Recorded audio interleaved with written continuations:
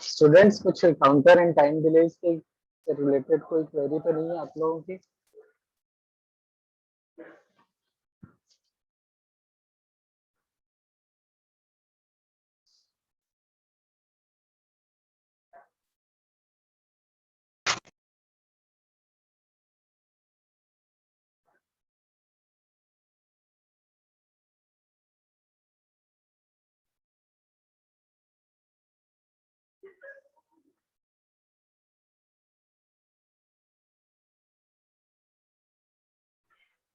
So I'm going to start stack and subroutines.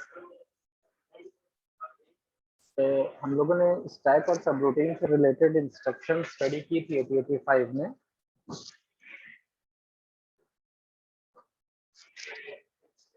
तो जैसे stack से अगर हमें स्टैक में किसी डेटा को मूव करना है तो हम लोग पुश इंस्ट्रक्शन का यूज करते हैं, और जो भी डेटा मूव करना है उसको हम पुश के बाद स्पेसिफाई कर देते हैं।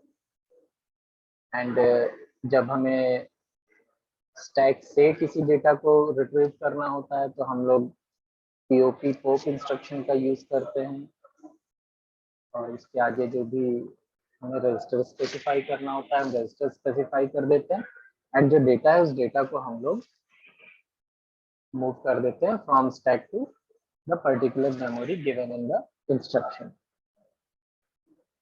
इसी तरह से सबरूटीन्स में क्या होता है कि हम लोग जैसे जब कॉल इंस्ट्रक्शन का यूटिलाइजेशन कर रहे थे, कॉल इंस्ट्रक्शन जब हम लोगों ने स्टडी की तो कॉल इंस्ट्रक्शन के केस में क्या था कि हम लोग जो भी एड्रेस स्पेसिफाई कर देते थे उस एड्रेस पर कुछ सबरूटीन प्रोग्राम गिवन होता है, एंड कॉल इंस्ट्रक्शन उस सबरूटीन प्रोग्राम को कॉल करती है। उस लोकेशन पे एक तरह से हम लोग जा करके उस प्रोग्राम को रन करते हैं, एंड देन फिर by the use of return instruction हम उस सबरूटीन से रिटर्न होके वापस अपने ओरिजिनल प्रोग्राम पे आ जाते हैं, एंड फिर वहां से एग्जीक्यूशन कंटिन्यू हो जाता है। ये स्टैक एंड सबरूटीन्स का ब्रीफ है। अब नाउ थोड़ा सा इसकी थ्योरी देख लेते हैं, एंड फिर हम थोड़ा फिर इसके प्रोग्राम्स को डिस्कस कर लेते हैं। तो जैसे हम स्टैक की बात करते हैं, stack is a group of memory locations in the read write memory, and that is used for temporary storage of the binary information या जो भी हम लोग रजिस्टर के डेटा को स्टैक में मूव करते हैं। तो हम लोगों को जब भी कुछ किसी डेटा को टेम्पररी कहीं पर स्टोर करने की जरूरत होती है तो we use stack. And stack के केस में क्या होता है कि we are always given with the starting memory address of the stack, and then फिर हम उसके उसके बाद की जितनी भी लोकेशन है उनमें डेटा को स्टोर करते जाते हैं। तो ये स्पेस जो होती है वो इसके लिए रिजर्व करती जाती है, एंड देन फिर स्टैक ऑपरेशन परफॉर्म होता है। देन उसके बाद सब रूटीन का है, जैसा कि सब रूटीन में बताया हमने आपको कि it is a group of instructions that performs अ सब टास्क।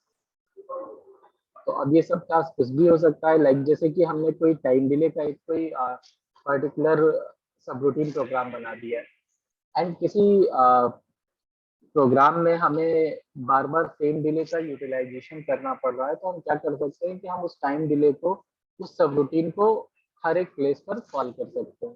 तो इसकी वजह से क्या होगा कि हमें बार बार उस प्रोग्राम को रिपीट नहीं करना पड़ेगा।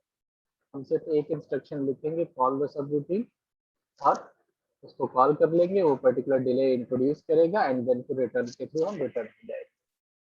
तो it is a small example कि आप लोग ये समझ पाए कि सब रूटीन का एक्चुअल टास्क क्या है। बिकॉज ऐसे आप इस चीज को कंपेयर करेंगे तो डिले लूप क्रिएट करना वो 2 इंस्ट्रक्शन 3 इंस्ट्रक्शन से लिखनी है, सब रूटीन के लिए भी हमें एक बार कॉल एक बार रिटर्न इंस्ट्रक्शन देनी पड़ेगी, तो 2 उसमें भी लिख रहे हैं, तो it does not create a huge difference. But then we require large programs to use repeatedly in any of the program, वहां पर फिर हमें इसका सब रूटीन का यूज मिलेगा। तो सब रूटीन के लिए हमें कॉल एंड रिटर्न इंस्ट्रक्शन की जरूरत पड़ेगी, स्टैक के लिए हमें पुश एंड पॉप इंस्ट्रक्शन की रिक्वायरमेंट पड़ेगी। तो let us discuss stack first.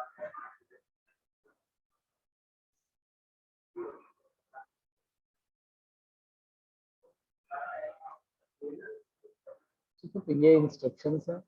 Stack pointer को जब हम लोड करते हैं या इनिशियलाइज करते हैं तो हम 16 बिट के डेटा से एलएक्सआई इंस्ट्रक्शन का यूज करके एक पर्टिकुलर वैल्यू से हम इसको लोड कर देते हैं, और इसकी वजह से क्या होता है कि अब क्या हो जाता है कि स्टैक पॉइंटर में एक 16 बिट का एड्रेस पहुंच जाता है। तो ये हम लोग डिस्कस कर ही चुके हैं। फिर पुश इंस्ट्रक्शन इस तरह से यूज करते हैं और पॉप इंस्ट्रक्शन इस तरह से यूज करते हैं। ये हम लोगों ने 8085 में ऑलरेडी स्टडी किया है।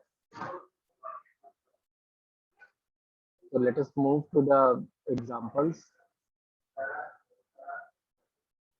ठीक है, तो एग्जांपल 9.1 देखते हैं कि हमें यहाँ पर क्या ऑब्जेक्टिव गिवन है और उसको किस तरह से सॉल्व किया गया है। तो इससे हम लोगों को एक बेटर अंडरस्टैंडिंग मिलेगी स्टैक पॉइंट ऑफ व्यू से। तो स्टैक का यहाँ पर जो एग्जांपल है ये स्टैक से रिलेटेड है। In the following set of instructions, ये फिगर 9.1 यहाँ पर एक गिवन है। The stack pointer is initialised. ठीक, तो सबसे पहला काम क्या है कि स्टैक पॉइंटर को इनिशियलाइज किया गया है and contents of register pair HL are stored on the stack by using the push instruction। ठीक है, तो अब यहाँ पर सेकंड टास्क क्या है कि हमने क्या किया है कि HL रजिस्टर पेयर का जो डेटा है उसको हमें स्टैक पे सेंड करना है। तो स्टैक पे सेंड करने के लिए इंस्ट्रक्शन कौन सी यूज करेंगे? पुश यूज करेंगे। देन नेक्स्ट टास्क क्या गिवन है? Register pair HL is used for the delay counter. अब उसके बाद में हमें HL रजिस्टर पेयर का यूज करना है डिले काउंटर के लिए। तो हम क्या करेंगे? हम डिक्रीमेंट करेंगे इसमें और जंप नॉट 0 यूज करेंगे to create a particular delay. ठीक, ब्रैकेट में लिखा है actual instructions are not shown. तो एक्चुअल इंस्ट्रक्शंस आई थिंक अभी हम प्रोग्राम पे जाएंगे तो डिले की इंस्ट्रक्शंस यहाँ पे शायद नहीं गिवन होंगी, बिकॉज डिले वाला पार्ट हम लोग स्टडी कर चुके हैं। तो उस पर हम यहाँ एम्फेसाइज नहीं कर रहे हैं, हम एम्फेसाइज करेंगे यहाँ पर ये स्टैक के जो इंस्ट्रक्शंस है उन पर। तो that's the reason I think यहाँ पर ये लिखा गया है कि एक्चुअल इंस्ट्रक्शन से नॉट शोन। देन फिर at the end of delay counter, जैसे ही डिले कंप्लीट होगा, contents of HL are retrieved by using instruction POP। इसके बाद फिर हमें क्या करना है कि जो हमने HL को स्टैक पॉइंटर में मूव किया है, अब हमें इस स्टैक पॉइंटर से डेटा को रिट्रीव करना है। तो हम क्या करेंगे? हम from the stack HL pointer में डेटा को वापस लेके आएंगे। तो वापस लाने के लिए हमारे पास कौन सी इंस्ट्रक्शन है? POP instruction. Now we are given with the memory range. हमें मेमोरी स्पेस जो गिवन है 2008 से लेके 20FFH तक की मेमोरी लोकेशन गिवन है। अब हमें क्या करना है कि illustrate the contents of various registers when push put instructions are executed. तो अब हमें ये दिखाना है कि जैसे जैसे ये इंस्ट्रक्शंस एग्जीक्यूट हो रही हैं वैसे वैसे रजिस्टर्स में कब क्या कंटेंट होगा और कैसे कंटेंट्स विल चेंज। तो लेट अस सी फिगर नंबर 9.1। ये है figure number 9.1 which includes these the contents of this register and this is the program with given memory locations। ठीक है, तो प्रोग्राम के सोल्यूशन पे आते हैं। थोड़ा सा सोल्यूशन को स्टडी कर लेते हैं स्टेप बाय स्टेप, क्योंकि प्रोग्राम तो 3-4 लाइन का है, उसको समझने में कोई दिक्कत नहीं है, बट थोड़ा सा स्टेप बाय स्टेप की इंस्ट्रक्शन के बैकएंड पे क्या हो रहा है वो समझने के लिए। तो इनिशियल जो हमें यहाँ पर करना होता है जब भी हम ये स्टैक पॉइंटर से स्टैक से रिलेटेड कोई भी ऑपरेशन परफॉर्म करते हैं, तो पहला काम क्या है कि हमें स्टैक पॉइंटर को इनिशियलाइज करने की जरूरत होती है, उस पर किसी न किसी एड्रेस को लोड करने की जरूरत है। ये तो फर्स्ट इंस्ट्रक्शन हम LXI SP और उसके बाद जैसे 2099 है इसको हमने इसमें मूव कर दिया। And after using this instruction, first instruction क्या होगा? स्टैक पॉइंटर में 2099 डेटा विल बी मूव। ठीक है। और मेमोरी लोकेशंस जैसे कि हमने बताया था 2000 से स्टार्टिंग है, तो 2000 से हमारी मेमोरी का प्रोग्राम यहाँ से स्टार्ट हो गया। नाउ तो लोडिंग हो गई डेटा की स्टैक पॉइंटर में। अब इसके बाद क्या है कि this instruction indicates to the processor that memory space is reserved in read write memory as the stack and that the location beginning at 2098h. What it means?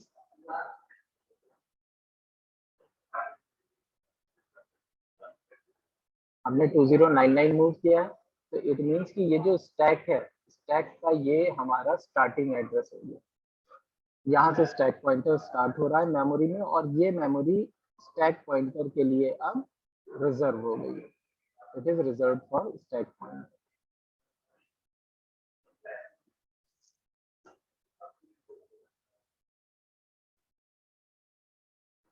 ठीक है, तो ये तो इनिशियलाइजेशन हो गया। अब इसके बाद हमें क्या करना है, इसके बाद हम LXI में डेटा को लोड करेंगे, सॉरी LXI कह रहे हैं, HL पेयर में डेटा को लोड करेंगे बाय यूजिंग LXI इंस्ट्रक्शन। तो नेक्स्ट इंस्ट्रक्शन आप देख रहे हैं, नेक्स्ट हमको टास्क दिया गया था कि HL रजिस्टर पेयर में हम किसी डेटा को स्टोर करें और फिर उसको हम स्टैक पॉइंटर में मूव करें, क्योंकि हमें HL रजिस्टर पेयर के डेटा को स्टैक पॉइंटर में मूव करना है। तो फॉर दैट पर्पज हमें एटलीस्ट किसी डेटा को पहले HL में मूव करना पड़ेगा। तो उसके लिए हम क्या करेंगे, ये LXI H इंस्ट्रक्शन यूज करेंगे। अगेन क्योंकि HL रजिस्टर पेयर में डेटा को लोड करना है, तो data will B 16 bit and instruction भी हम कौन सी यूज करेंगे, LXI ही यूज करेंगे, because it is the only instruction which can load a 16-bit data.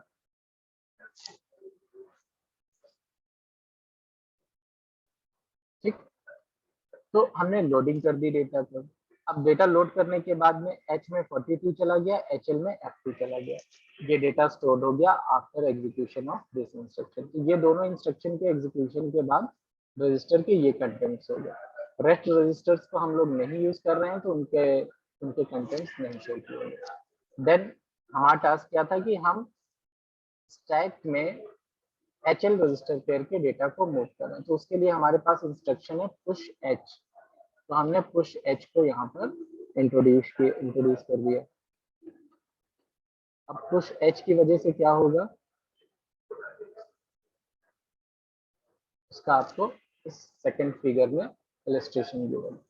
तो पुश H इंस्ट्रक्शन जैसे ही करेंगे तो क्या होगा, स्टैक पॉइंटर में इंक्रीमेंट हो जाएगा, सॉरी डिक्रीमेंट होगा। जब भी हम स्टैक पॉइंटर में किसी डेटा को मूव करते हैं, तो स्टैक पॉइंटर सबसे पहले अपने उसमें जो भी मेमोरी है, जो भी डेटा उसमें स्टोर्ड है, उसमें ये डिक्रीमेंट करता है। ठीक है, तो अब क्योंकि हम यहाँ 16 बिट का डेटा मूव कर रहे हैं, तो ये 2 का डिक्रीमेंट करता है पहले, और उसके बाद में फिर ये उस लोकेशन को पॉइंट आउट करने लगता है। तो यू कैन सी इजली कि यहाँ पे 2099 था, 2 का डिक्रीमेंट किया, स्टैक पॉइंटर की वैल्यू अब क्या हो गई 2097, और ये सारा काम कब हो रहा है, जब पुश H लिखा गया। ठीक है, 2 का डिक्रीमेंट किया, अब ये 2097 को पॉइंट आउट करेगा। Now the data of HL register pair will be move to this location. अब यहाँ पर भी क्या होगा कि पहले ये जो L का डेटा है ये 2097 पे जाएगा, और इसकी जो नेक्स्ट लोकेशन है यानी 2098, वहां पर ये H का डेटा जाएगा। तो higher bits always next location पे जाती है, लोअर बिट्स आपकी इस पोजीशन पे जाती है। तो इस तरह से पुश H में 16 बिट का डेटा ये स्टैक पॉइंटर में लोड हो जाएगा। आफ्टर दैट हमें जो प्रोग्राम गिवन था, जो ऑब्जेक्टिव गिवन था, उसमें हमें फिर ये दिया गया था कि हम उसके बाद में फिर इस HL रजिस्टर पेयर को काउंटर की तरह यूज करेंगे। तो काउंटर की तरह यूज कर रहे हैं, तो इट मीन्स कि अब हमें यहाँ पर एक डिले लूप लगाना पड़ेगा। तो डिले काउंटर लगाएंगे। देखिए यहाँ पे डिले वाला प्रोग्राम नहीं गिवन है, बट क्योंकि हम जानते हैं कि ये HL रजिस्टर पेयर को हमें डिले करना है, तो हम कौन सी इंस्ट्रक्शन यूज करेंगे, DCX इंस्ट्रक्शन यूज करेंगे, because this instruction decrements the data of 16 bit and it does not affect flag. इसीलिए हम क्या करेंगे, हम यहाँ पर MOV A,L यूज करेंगे, और फिर ORA और H यूज करेंगे। इसके बाद फिर हम यूज करेंगे JNZ और एक लूप लगा देंगे, यहाँ पर लेबल डाल देंगे लूप का, और यही सेम लेबल हम यहाँ पर लूप पे डाल देंगे। Now this instruction will jump to this loop, और ये अंटिल 0 नहीं हो जाएगा तब तक ये लूप से बाहर नहीं आएगा। जैसे ही ये कंप्लीट होगा लूप के कंप्लीशन के बाद में हम वापस लूप से बाहर आ जाएंगे। लूप से बाहर आने के बाद में फिर नेक्स्ट हमारा टास्क क्या है कि we have to now retrieve the data from stack pointer, जो कि HL रजिस्टर पेयर से हमने मूव किया था। तो हम POP-H करेंगे, एंड POP-H से क्या होगा कि वापस ये जो डेटा यहाँ पे स्टोर था, ये डेटा अगेन यहाँ पे मूव हो जाएगा। और जब हम ये डिले काउंटर लगाएंगे तो HL रजिस्टर पेयर में डेटा क्या हो जाएगा, 0 0 हो जाएगा जैसे ही डिले कंप्लीट होगा। ठीक है, तो बीच में एक सिचुएशन ऐसी आएगी कि HL में 0 0 हो जाएगा, लेकिन जैसे ही हम फिर POP इंस्ट्रक्शन यूज करेंगे तो again same data will be, this two data will be transferred to this location, और यही HL पेयर में फिर से डेटा स्टोर होगा। तो हम इस तरह से स्टैक का यूटिलाइजेशन करते हैं। अब देखिए, अब यहाँ पर क्या हुआ कि का जो डेटा था वो डेटा भी कहीं पर से कहीं भी लॉस नहीं हुआ। हमने उसको टेम्पररी स्टैक पॉइंटर में स्टोर कर लिया था और फिर से इसको रिट्रीव कर लिया। और ये लार्ज प्रोग्राम्स में हम ऐसा करते हैं कि हमको स्टैक पॉइंटर की रिक्वायरमेंट होती है। अब जैसे हमने कोई प्रोग्राम लिखा है, उसमें BCDE, यहाँ पर तो जैसे हम अगर पर्टिकुलरली इस प्रोग्राम की बात करेंगे तो हम HL रजिस्टर पेयर के कंटेंट्स को मूव करा करके किसी भी BC रजिस्टर में या DE रजिस्टर में भी स्टोर कर सकते थे। लेकिन इन लार्ज प्रोग्राम्स क्या होता है कि हमें इन रजिस्टर्स की भी प्रोग्राम में जरूरत पड़ती है, तो हम इनका भी यूटिलाइजेशन करते हैं। तो हम मूव इंस्ट्रक्शन के थ्रू यहाँ पर डेटा को नहीं स्टोर कर सकते। तो इन दैट केसेस हम क्या करते हैं, हम स्टैक पॉइंटर इनिशियलाइज कर देते हैं सॉरी, एंड डेटा को टेम्परेरीली स्टैक पॉइंटर में स्टोर कर लेते हैं, and whenever we require that data again, हम उस डेटा को POP इंस्ट्रक्शन के थ्रू मेमोरी से रिट्रीव कर लेते हैं।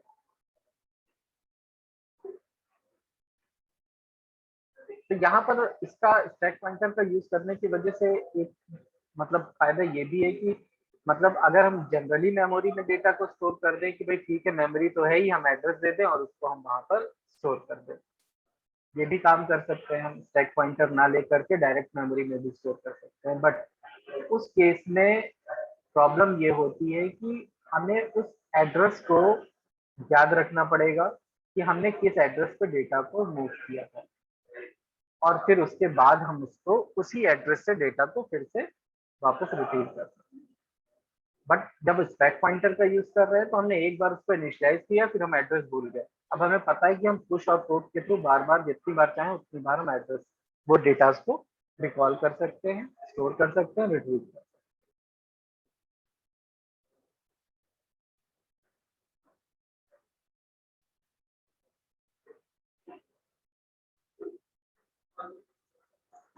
कोई डाउट? ठीक है, नेक्स्ट 9.2 एग्जांपल भी देख लेते हैं कि what this example is.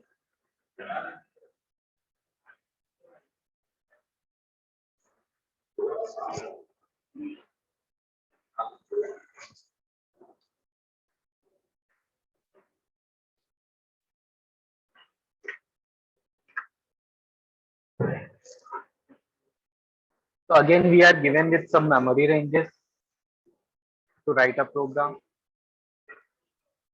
and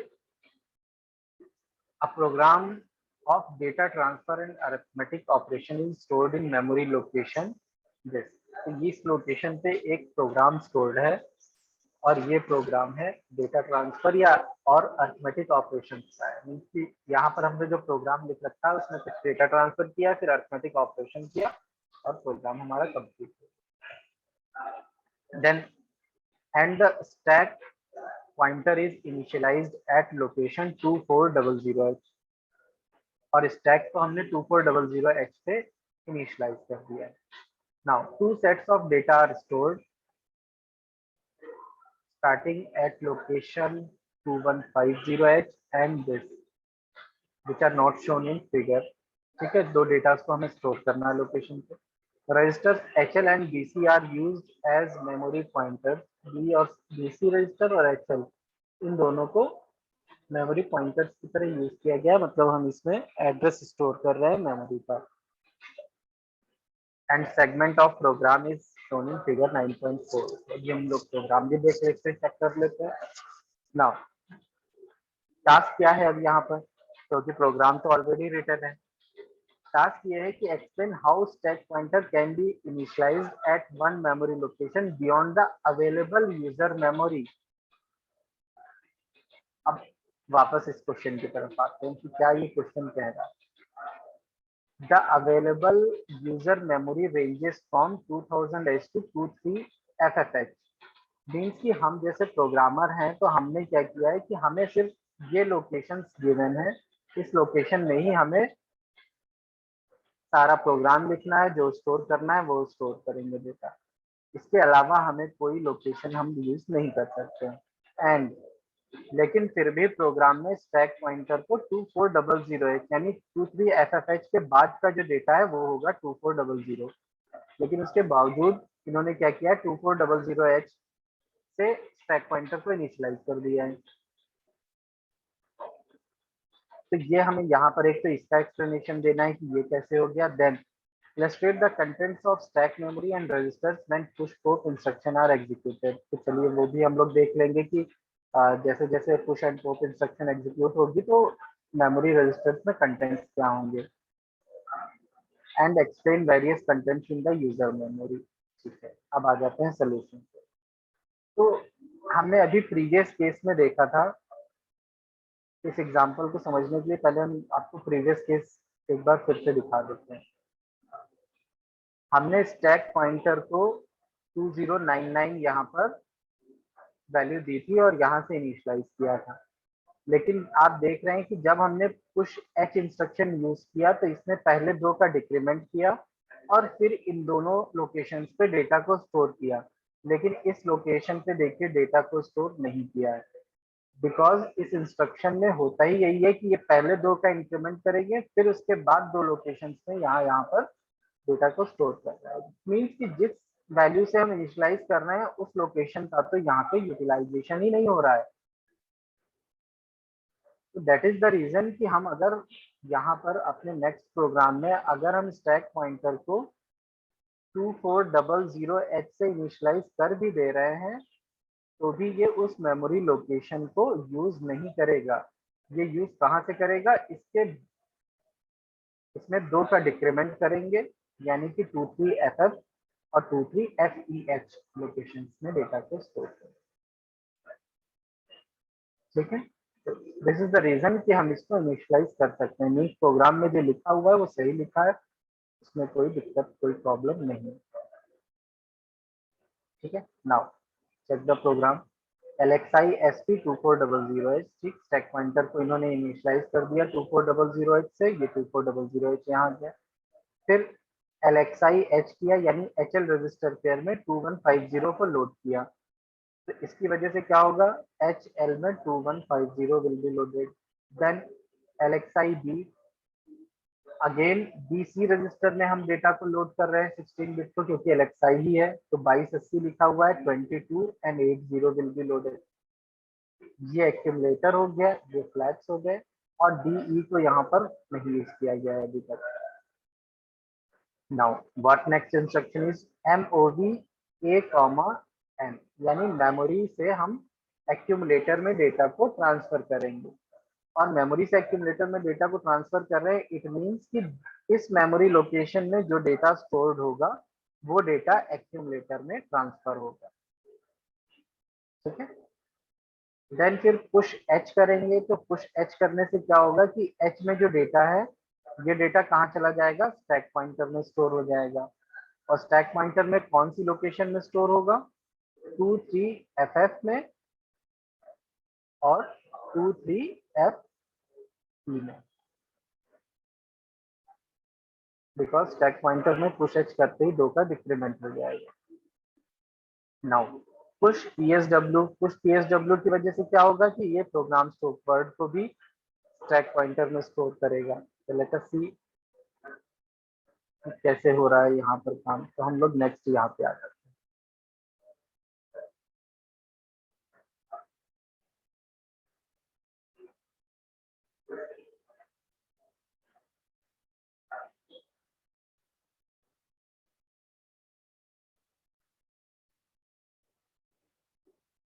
students आप लोग जूम करके देख लीजिएगा, हमें दोनों चीजें स्क्रीन पे चाहिए, तो हमने इस तरह से इसको लिखा हुआ है। ठीक है, नाउ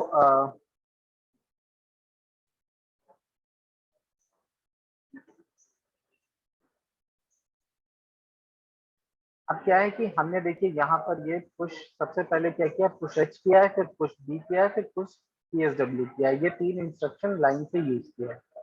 पहले ये इंस्ट्रक्शन, तो ये इंस्ट्रक्शन पुश एच करते ही क्या होगा, स्टैक पॉइंटर के कंटेंट्स क्या हो जाएंगे, 2 का डिक्रीमेंट करेगा, इसमें कुछ स्टोर नहीं करेगा, 23FFH और 23FE में ये डेटा जाएगा HL रजिस्टर पेयर का। तो ये देखिए ये आपको लोकेशन शो की गई है, स्टैक पॉइंटर 2400 को शो कर रहा था, तो 2400 की लोकेशन होगी ये लोकेशन, और इसमें कुछ भी नहीं है। इसके बाद की लोकेशन में ये 2 लोकेशन है, 23FFH और 23FE। तो HL का डेटा क्या है 2150, ये देखिए यहाँ पे स्टोर हो गया। इसके बाद पुश बी करेंगे तो बी और सी का डेटा नेक्स्ट टू लोकेशन पे इस तरह से स्टोर हो जाएगा। इसके बाद पुश पीएसडब्ल्यू करेंगे, तो पीएसडब्ल्यू करेंगे तो ए और फ्लैग्स का डेटा यहाँ पर स्टोर हो जाएगा। इस तरह से जैसे जैसे हम स्टैक पॉइंटर में वैल्यूज स्टोर करते जाएंगे वैसे वैसे स्टोर होती जाएगी। एंड अब अगर हमें डेटा को रिट्रीव करना है, तो डेटा रिट्रीवल के केस में क्या होता है, स्टैक पॉइंटर में stack pointer works on last in first out basis. Means कि जो डेटा सबसे लास्ट में गया है, लास्ट में कौन सा डेटा गया है, पीएसडब्ल्यू, यानी कि ए और सी का डेटा, तो ये वाला डेटा सबसे पहले यहाँ से बाहर निकले। तो दैट इज वाई देखिए यहाँ पर पहले इंस्ट्रक्शन लिखिए पीओपी पीएसडब्ल्यू।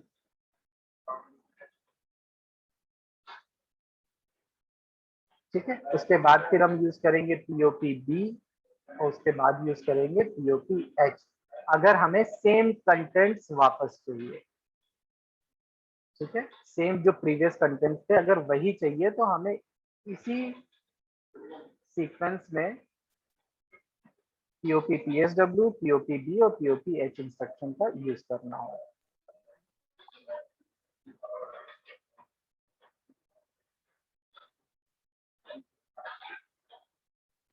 ठीक है, ये देखिए यहाँ पे शो किया गया है, पीओपी पीएसडब्ल्यू किया तो ए और फ्लैग्स में सेम डेटा आ जाएगा, पीओपी एच करेंगे 22 और 80 आ जाएगा, पीओपी बी करेंगे 21 और 50 आ जाएगा।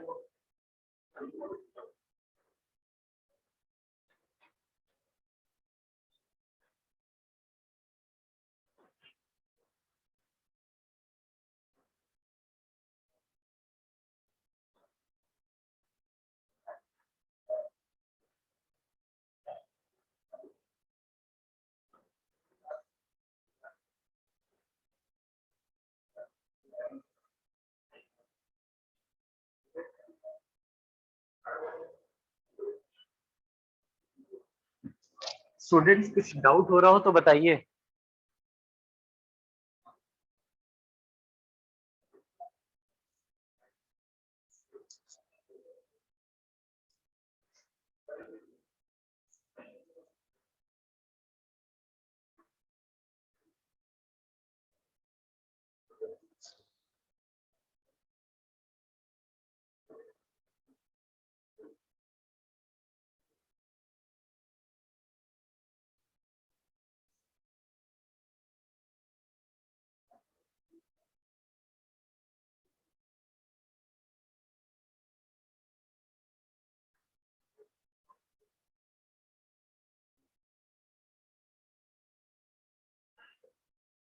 कोई डाउट नहीं किसी को, ठीक है। तो यहाँ पर हम ये देख लेते हैं कि हम जो आप लोगों को सीक्वेंस की बात बता रहे थे, तो सीक्वेंस लाइक जैसे देखिए यहाँ पे हमने क्या किया है, पहले पुश एच किया, फिर पुश बी किया, फिर पुश पीएसडब्ल्यू किया। यहाँ पर हमने क्या किया, पीओपी पीएसडब्ल्यू किया, ठीक, फिर पीओपी एच पहले लिखा है, पीओपी बी बाद में लिखा है। तो इस सीक्वेंस को चेंज करने की वजह से क्या होगा कि अगर हम सेम कंटेंट्स वापस चाह रहे हैं तो सेम कंटेंट्स नहीं मिलेंगे। यू कैन सी कि पहले जो एचएल में डेटा था वो डेटा क्या था, एचएल का 2150 और बीसी में था 2280 ये डेटा। बट नाउ क्योंकि हमने पीओपी एच को पहले यूज कर लिया तो ये डेटा क्या हुआ, ये डेटा पहले रिट्रीव होगा और ये स्टोर हुआ। सेकंड डेटा जो रिट्रीव होगा वो ये रिट्रीव होगा। अब हम इसको मूव चाहे जहाँ कर दे, अगर हम पीओपी एच किया है तो ये जो डेटा रिट्रीव होगा ये कहाँ चला जाएगा, एचएल में चला जाएगा। और जो नेक्स्ट हम पीओपी बी कर रहे हैं तो उसमें अब डेटा सबसे पहले जो डेटा मूव हुआ था और सबसे पहले हमने एच का डेटा मूव किया था एचएल रजिस्टर पेयर का, तो ये मूव हो जाएगा। तो इस तरह से एचएल और बीसी रजिस्टर के कंटेंट्स क्या हो गए, एक्सचेंज हो गए अगर हम प्रीवियस से कंपेयर करें। और अगर हमारा यही टास्क था तो इट इज ओके, लेकिन अगर हमने हमारा टास्क था कि प्रीवियस कंटेंट्स ही वापस आ जाएं तो दीज इंस्ट्रक्शंस आर रॉन्ग, क्योंकि सीक्वेंस गलत हो गया यहाँ पे। हमें पीओपी बी पहले यूज करना चाहिए था और पीओपी एच पहले बाद में यूज करना चाहिए था। तो इस तरह से ये रजिस्टर के कंटेंट्स जो है यहाँ पर चेंज होते हैं जब हम स्टैक पॉइंटर से में पुश और पॉप इंस्ट्रक्शन का यूटिलाइजेशन करते हैं।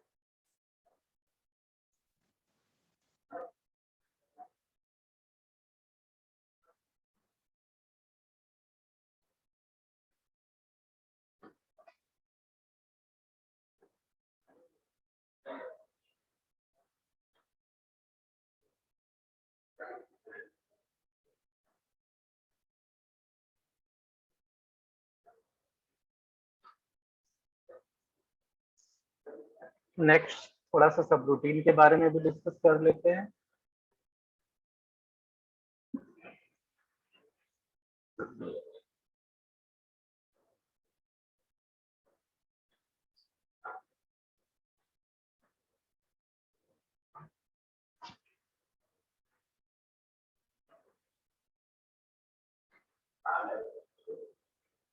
स्टूडेंट्स आप लोग क्लास को रिज्वाइन कर लीजिए तो स्टार्ट करते हैं सब रूटीन।